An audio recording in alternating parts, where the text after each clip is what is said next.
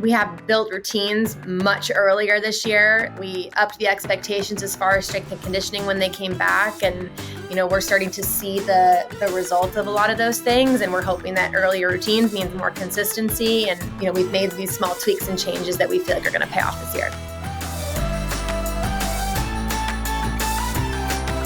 Hello, beautiful people, and welcome to episode number 3 of Flipping Out with Bridget Sloan. And yes, I am your host, Bridget Sloan. And on this podcast, you are going to be hearing from my amazing guests that I have lined up for you about their struggles, their failures, but also their success and what it takes to get to that goal. You're going to be hearing from all of them, from coaches to athletes to fellow ESPN analysts, and really anybody who wants to come on this platform and share their story. And today's episode is pretty spectacular because I have not one, but 2 guests today. And mind you, we have 3 Olympians. It's a pretty rad podcast episode today because we have 3 Olympians here, myself included, obviously. But the first guest, she is a 2012 Olympic gold medalist, and her now husband is a 2016 Olympian. They not only share love for themselves, yes, but love for each other. They share a love for gymnastics, and you are really in for a treat today because please welcome Jordyn Wieber and Chris Brooks. Thank you for joining Jordyn Wieber, Chris Brooks, the icons, well, half of the coaching staff, 50% of Arkansas Gymnastics. And you guys are my first coaches on the pod. Yay. I feel really special to be the first. You should. Thank you for having us. You're making history. I mean, this is a historical moment. And I couldn't imagine doing it with anybody else. Sorry, everybody else, but here we are. Okay, guys, I have a burning question because, well, you guys just got married. Maybe not just, but you guys are married now. And I want to know all quickly about the wedding. The pictures were chef's kiss. They were beautiful. Thank you. Oh my gosh. It was a dream. It went perfectly. I couldn't have asked for anything more special. It's just such a cool thing. And you can imagine it, but then when you experience it, it's like all your favorite people in one place, celebrating you and your love, and just having a good time, dancing a lot. It was a blast and really special for us. We actually did it right here in Arkansas because our families are both from out of state. So it was really easy to plan. I had a great wedding planner and just, oh my gosh, it was awesome. I don't know if you felt. Yeah, the goal was to make it so fun that people didn't want to leave, and I think we accomplished that. I don't think anybody wanted to leave at the end, so I think everybody had a good time, and it went off without any hiccups, and in large part to her amazing planning. But yeah, it was a beautiful day and a lot of awesome people. I love that. I mean, you guys as a couple, I feel like I've known you guys for so long as a couple, and being on the outside watching you guys, it's always just like a heartwarming moment. And you're like, oh, I love love. And I love when people find each other and they get married. And I don't know, it's just like icing on the cake for you guys. And not to mention, so now you're not just, fiancés as coaching staff. Now you are a married couple and both coaches. Please explain how that's good. Were there changes? Were you guys like, all right, well, now that we're married? Honestly, not really. I tell people all the time when they ask me, how's married life? I'm like, well, it feels exactly the same. Only I have another ring on my finger, an extra one. And I don't know, it feels pretty similar. And honestly, as far as balancing the coaching as well as being a couple, we make a really good team. And from day one, we have talked a lot about how do we make this work? How do we make it work well, not just for us, but for our whole coaching staff and for our team, and make it a really good environment, even though we are a couple. And so I think we put a lot of intention into what that looks like and how we communicate really well. I think that's the number one thing, is making sure that we communicate really well. And there's boundaries, right? Like, when we're at work, we are coaches, and when we're at home, we're a couple, and it's really easy to blend the two different worlds, but we work really hard to keep them, really professional and separate as much as we can, but also when we're outside of work, just be a couple and not always be working. So it takes work every day, but it's going really well. And I think in part because we focus on it a lot, we make a really good team in in all different senses, and we communicate really well. I feel like that's half the battle, is knowing how to communicate, and then learning how to communicate well. And then the balance of, and I know you hit on this previously, but like, that's really hard to balance. The coaching, like it's hard to kind of close that door as you're leaving the gym and be like, okay, we are now husband, wife, we're going home and we can just relax. Was that something that you felt like, oh, this is going to be a little tricky? Or was it just like a natural, like, no, this is how it's working? I think at first it was just kind of hard to turn off work mode. Right. Like we would just constantly be talking about work at home. And I guess it just kind of wears you out a little bit. But we talked about it, and we've constantly been adjusting and working on things. And now when I have a work question and we're at home as husband and wife, I'll be like, hey, do you have the capacity for a work question right now? And either she says, yep. And I'll ask, or she says, no, and then I'm like, okay, then I'll ask you first thing tomorrow when we get in the office. Honestly, that is what we love to see. Boundaries that are appreciated, the communication. I mean, I know for me, that would be really hard. Like it's already, I don't even have a coaching job. I mean, I just have a regular sales job over here, and it's still hard for me to like turn that off. So kudos to you guys for like making that a priority. And I guess that's kind of what makes it work, is like, that's a priority for you guys, is to have that really steady, healthy balance. Yeah. Yeah. And it's also like part of it for us is being a really good example and a good model to our student athletes of what a really healthy and professional relationship looks like, and how to be coworkers and treat each other with respect and speak to each other with respect, and kind of, model that dynamic every single day for athletes. And we've even had recruits come on campus where like, the recruits know that we're a couple, but the parents didn't know or don't know, and they find out like through their visit, and they're like, wait a second, really? And I'm like, honestly, that's a compliment, because it means we're doing a good job of making sure that it's not, obvious, or that it doesn't get in the way of what our job is every single day in this facility. Wow. I can only imagine what it would have been like if like you guys were coaches and I was being recruited. That would have been really fun. You know what? I would go back a 5th year just to go on a recruiting trip to Arkansas. Mind you, I'm 31 years old, but it could be cool. It could be cool. No, I think you by the end, Bridget. I don't want to say this, but if you noticed when we were at championships, I was in a nice red shirt with some white shorts. I did notice a little woo pig moment. I really, always notice. I was really just trying to go for America, Team USA, but it does go hand in hand, which I was like, I planned it that way. Yeah, red is the best color. I mean, I'm sorry, I know you went to Florida, but red is a good color on everyone. To be honest, I swore off red for a very long time. And I'm slowly getting it back in my wardrobe. Yeah, it's a slow process, but we are getting there. Just give me some time. Okay. Maybe Jordyn, you should just come over and redo my closet. Maybe that's what needs to happen. Well, that's a later conversation. Okay, I do want to know how you guys got into coaching, because I think you both have very different backgrounds. Well, obviously, you both do have very different backgrounds, but at the same time, you're at this place together doing something you love. But I would love to hear just kind of how you got into it, and really what sparked that like flame of like, this is what I want to do. Yeah. Yeah. Well, for me, it started, I was at UCLA. I was a team manager as a part of that program, still in school. And going into my senior year of college, our volunteer coach moved on, and Miss Val, who was the head coach at the time, asked me if I wanted to be the volunteer coach. And at the time, like I didn't really think I wanted to be a coach. I thought, I'd been in the gym my whole life. I didn't really want to be in the gym the rest of my life. But at the same time, I was like, you know what? I have one more year of school. I'm going to be here. I'm going to be a part of the program anyway. I might as well challenge myself to do something different, do something a little out of my comfort zone. And, at the very least, I'll learn something, whether it be about myself or leadership or whatever.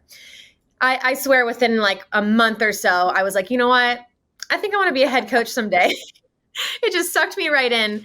And at the time, we had just started dating, and he got the job as an assistant coach at Nebraska, and he has, kind of a background in coaching a little bit before that. But we were doing long distance, and I was coaching at UCLA and he was coaching at Nebraska. And so a lot of our like phone calls and FaceTimes every night, we would like share ideas and talk about drills and assignments and things like that, just really bounce ideas off each other, which was a lot of fun. And then we thought, after some time, like maybe we could do this together someday.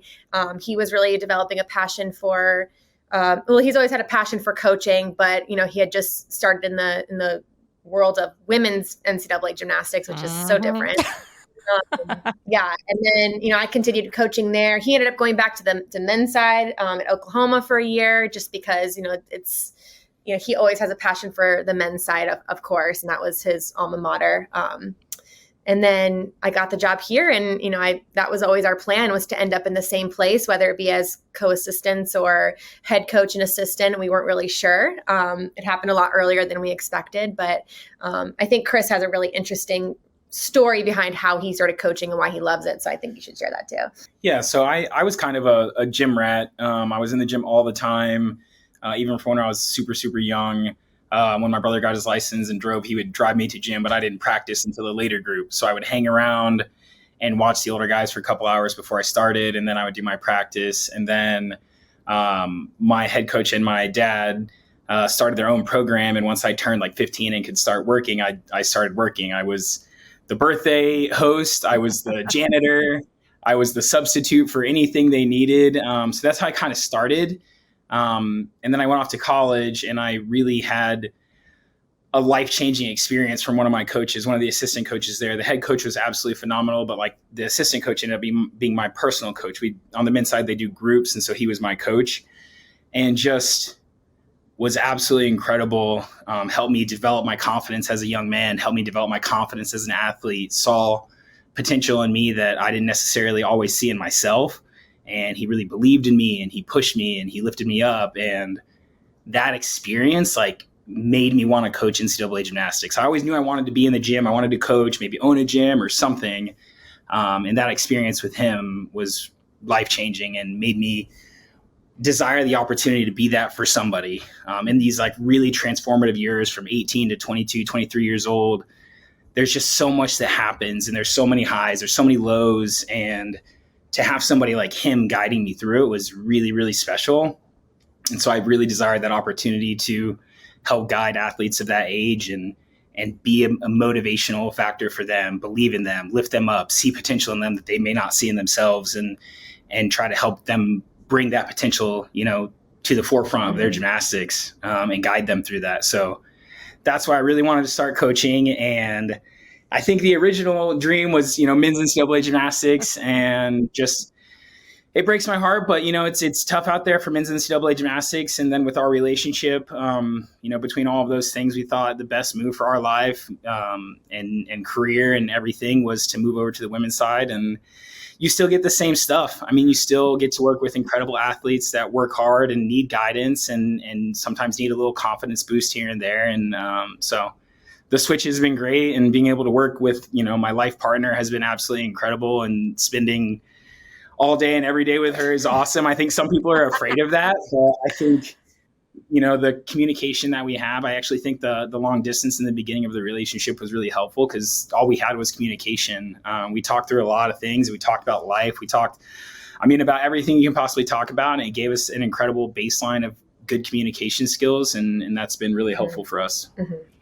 Well, Chris, we're really happy to have you on the dark side, known as women's NCAA gymnastics. I think the combination of you guys as individuals, but also together, just brings such a, and your coaching staff. I mean, and we'll get into your coaching staff because it is just unbelievable, the talent on that coaching staff, the personality. But before I say that, I think the two of you, especially because I'm the analyst now, so I really get to like deep dive into coaching styles, really program culture, like really get to deep dive into that. And there is no doubt in my mind that Arkansas has just flourished since you two arrived.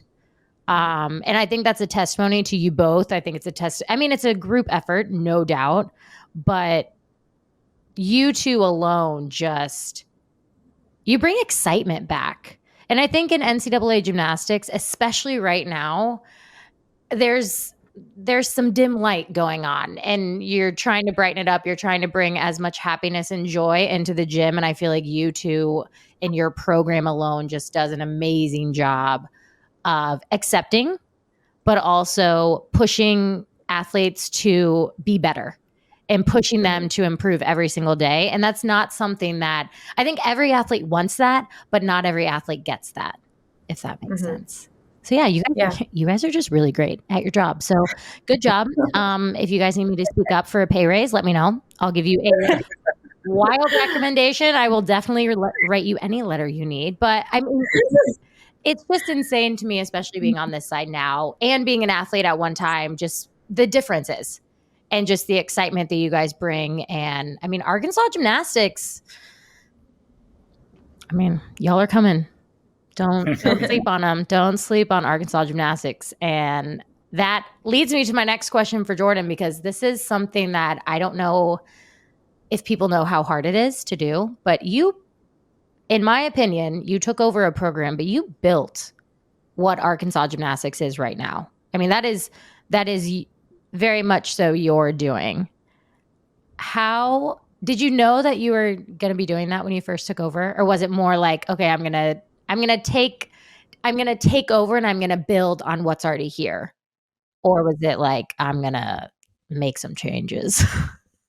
Yeah, well, I think it was kind of a combination of both, right? Like when we got here, there was so much good about Arkansas gymnastics and there was a lot to build from. And, what I wanted to do was take a lot of things I learned from working under Miss Val at UCLA, one of the main things being how to build buzz around a program, how to cultivate the fan base and the support and the excitement and truly make, our home events and our home meets meaningful and purposeful beyond just the gymnastics. So I learned a ton about that when I was with her and brought a lot of it here. And very much knew that me coming to Arkansas was going to be exciting and try to capitalize on that excitement to get people in the door, to get people to come to our meets and go, oh my gosh, that was so fun. We got to come back. We got to get our season tickets next year. And so I felt like, initially that was my role, and to be a face of the program, to be out there walking in every sorority on campus, visiting season ticket holders, writing them letters, like as much as I could do to show this community that what we have is so exciting, and what we have is going to continue to get better and better. And we're working really hard, not just in the gym, but also just with the fan base as well, and the promotions and the marketing. So that was really exciting. And then, more on the gym side, I think one of my main focuses as a person and a coach is culture. And, we've sort of dialed in all different places related to culture, and it's changed a little bit each year. It's gotten better a little bit each year. And it's one of those things that, you can't change a culture overnight. It takes time. It takes getting people in the door that your values align and they buy into what you're saying and what you're talking about, and what your vision is as well. And each year we've continued to grow upon that. To the point where now we feel like we're able to really cultivate strong leaders within this program, not just within the program, but ones that are going to go out into the world and be leaders in whatever they do next. And so that's the kind of stuff I love as a coach. Chris talked about just, being a person for the athletes that can help them build their confidence and believe in them. And for me, it's like, I want to teach them everything that I possibly can about being an intentional human being, and having really strong values and waking up every morning with a goal and an intention, and in everything they're going to do when they're here in our program, I want them to take it and use it in their life afterwards. So I'm really passionate about that. And I've just seen the culture continue to get better and better and better each year we've been here. So, beyond the gymnastics performances and the ways the program has grown competitively, I'm so proud of the culture and the fan base that we've continued to grow. I mean, basically you're kind of like a life coach, and I feel like I should hire you for my life sometimes. Might give you a call here soon, but no, it really is so cool. And I love to hear you talk about it, because that's, from an outside perspective, that's what we see. I mean, that's what I see. I mean, I see this exciting culture. Every single Arkansas meet is wildly exciting. I mean, and it didn't used to be like that. I'll be honest. I mean, I remember competing at Arkansas and it was dull. It really was. I mean, it not because of the athletes, but because the engagement wasn't there. And I love that you have put that again as a priority, because you feel, I mean, athletes love competing at Arkansas now. And it was, it's now a place of excitement and love and amazing just opportunity.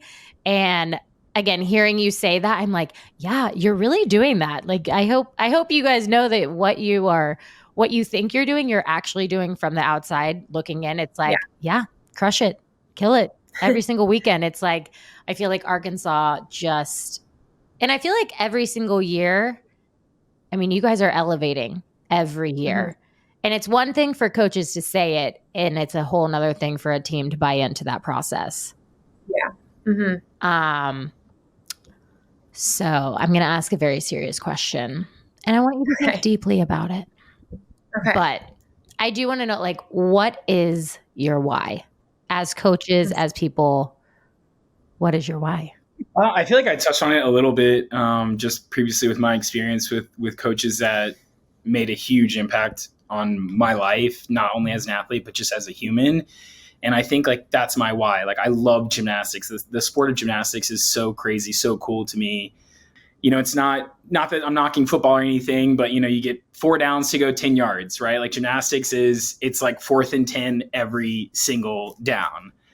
You get one shot at it and you got to be perfect. And so it's absolutely insane, but I love it. I love the challenge. I love everything gymnastics, and to take that passion and use my knowledge that I've gained in the sport through my experience and having great coaches, and then put it towards these athletes that are learning about life, about sport, about leadership, about hard work, accountability, all these things that are going to serve them long after their time with us is done. Like, that's our why. And to do it at the highest level, represent Arkansas at the highest level, put a product on the floor that our fans are incredibly proud of, that our athletes are incredibly proud of, and just continue to move the program forward, every year till we reach that national championship. Yeah. I mean, it's very similar. And I think my why is multi-layered for sure. But I think, just going back to my own experience in the sport, I saw a lot of highs and some pretty dark lows as well. And I think, coaches, especially in NCAA, have the opportunity to create a program in an environment where athletes can thrive and work hard and be determined, go after a goal, but do it while they're enjoying it and having fun, and teaching them that, like, when something is hard, that doesn't mean it's bad. That can be good. It's just, kind of reframing gymnastics and challenges and goals and life, and creating that healthy environment for them, so that, like I said before, they take all of that into life after, and they approach life with a similar mindset. I think that's like any gymnast you meet now post gymnastics, like, you can see the parallels between what you experience in the gym and what you experience in real life, and life gets real. And so I love being able to show them those parallels and teach them how to handle life's challenges and be resilient. I think that's like the number one thing I developed from my gymnastics career was resiliency for anything that life throws at me. And that's what I hope our athletes are learning here, and that they'll take into life. Yeah, I mean, life is hard. Life is really hard. That doesn't mean bad. But I love that. I've never actually really thought about that, because there are times in my life, even recently, where I'm like, I went to the Olympics. I competed in front of millions of people. And here I am, like sitting in my car getting ready for a meeting. And I'm like, I can do this. I can do this. I'm like, but it is totally true that the hard part of gymnastics is almost always those little pieces of hardness and going through it always end up building you and creating kind of the best version of you. You know, it's like you always remember the glory days, but you especially remember the hard days. I mean, you remember them and they make you better. And I think there is a element of, like you said, the mindset. If you can shift that mindset to, oh my gosh, this day is so hard. I'm just so tired, to, okay, this day is really hard, but if I get through this, I can literally get through anything. Mm-hmm. And I think it's very hard to sometimes accept that. And I think, especially as college athletes, that is such a crucial part to growth, to athletics, to your life. And to hear you say like that is so important to you, it's like, yeah. Ladies and gentlemen, life is hard. Life is hard. But I say it all the time. I say it to our athletes, but when I give a speech or anything, I talk about it like, I explain it as like everyone has a resilience muscle, right? You have like a muscle in your arm, you have a muscle in your legs, but you also have a resilience muscle. And when something happens, and it could be like, I don't know, you rolled your ankle, or, you know, whether it be an injury or you can't make a bar routine that day, like everybody, no matter what happens throughout your day, you have that opportunity to flex your resilience muscle. And the more you flex it, the more you exercise it, the stronger it gets, so that the next time life throws something at you, you're stronger and more resilient and better able to handle those challenges. So that's how I like to think of it and explain it to the athletes. I mean, Jordyn, have you written a book? No, but I don't have time. Okay, have you thought about writing a book? Because I think you would write an incredible book. One day. Just write it, put it on the dream board, just, you know, sprinkle it on the dream board. No, that's incredible. I mean, that's a really amazing way to put it, because you're so right. I mean, the more you use a muscle, the more you get, you know, the more you can work at overcoming everything. And again, as being a college athlete it's hard. It's so hard. And I just really want to pat you guys both on the back for just what you're doing for your athletes with the program. Incoming freshmen, it amazes me that, I mean, the talent of the incoming freshman classes, it's just getting better and better. And it's like, we only have so many scholarships, but how amazing for you guys to have that opportunity to bring in just this incredible talent. Which leads me, can you guys give me the inside scoop? What's happening? What's going on with Arkansas gymnastics for 2024 season? Yeah. Well, we're feeling really good. I mean, we've had a couple, you know, major 4-event full inter squads, and I mean, I think the team's really fired up about our potential this year. We're really fired up. You know, we've been super aware of the fact that, like, when we came to Arkansas, you know, we really wanted to like build this program to a national championship worthy level. And we very much knew that the way we want to do it, the right way, the healthy way, the way that's going to serve our athletes the best, it's going to take some time, but we prided ourselves on the fact that we've gotten a little bit better each year. We've built the skill level, like our difficulty is much higher. They've got more of a look, more performance quality to them. You know, we've had our moments with being inconsistent, but we just, you know, we know that's like one of the growing pains of upping the expectations of a program and the pressure rising. So we're feeling really good about this season. I think, you know, we don't necessarily have like big stars on our team, but we've got grinders and we've got athletes that have been working their butts off, who are going to be probably slightly under the radar, but I think they'll surprise you a lot, which I'm really pumped about. I mean, especially our freshmen, they've got it as far as mindset and work ethic, and like, I don't know, it's, you can add on to what I'm talking about, but I'm just excited about the future. And, you know, we may not have 3-4 all-arounders this year, but we're upping the game, and our goal, honestly, more building from last year, is more consistency and not having these big dips of, hey, we had 3 great events and then we counted a fall in 1. We want to be more consistent and just do what we know how to do every single weekend and get a little bit better each time. But we're feeling good.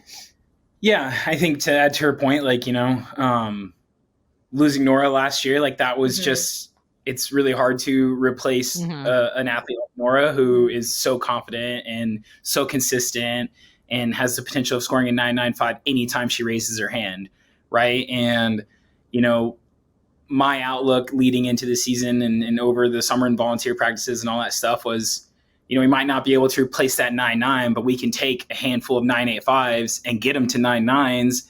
And not only have we made up for that score, but now our score potential is even higher than it was last year. And our athletes really took that to heart, and they did a really great job. And like she said, they worked their butts off, and we took a lot of kids that were in the consistently 9.85 range, and they're definitely stepped up their score potential to that 9.9, 9.95 range for sure. And they did a phenomenal job with that. Arkansas has always had, historically, I think 1 or 2 1.5s on full.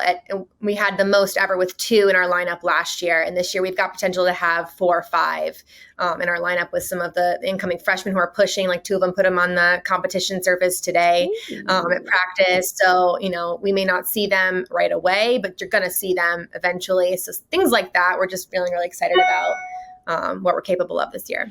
I love that. And I also think it's like, every single team is so different. And it's like, once you find kind of what works for you and you run with it, I mean, that is, in my opinion, that is when you jump to the next level, your breakout year. It's like every year you need to have a breakout year. And I feel like I've been saying the last 3 years, I'm like, guys, Arkansas, wait for it. Wait for it. And I really do feel like you guys just do such a great job of trusting the process. Because, I mean, like you said, it's a grind. I mean, not only is it a grind to be an athlete, I don't know what it's like to be a coach, but I can assume that it's a daily grind of different elements, but it is. And trusting that process and jumping into that process is half the battle. Yeah.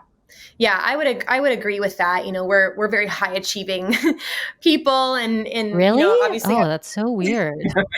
Coming in, we had moments our first year where we're like, gosh, we know they can get there. And it's just, like you said, trusting the process and going, okay, let's just meet them where they're at and build from there. And we've continued to do that each year. And, we've asked a lot of them this year. We have built routines much earlier this year. We upped the expectations as far as strength and conditioning when they came back. And, we're starting to see the result of a lot of those things. And we're hoping that earlier routines means more consistency. And, we've made these small tweaks and changes that we feel like are going to pay off this year. I love that. Well, thank you guys both for joining the first coaches on Flipping Out with Bridget Sloan podcast. No big deal. No big deal. Historical moment.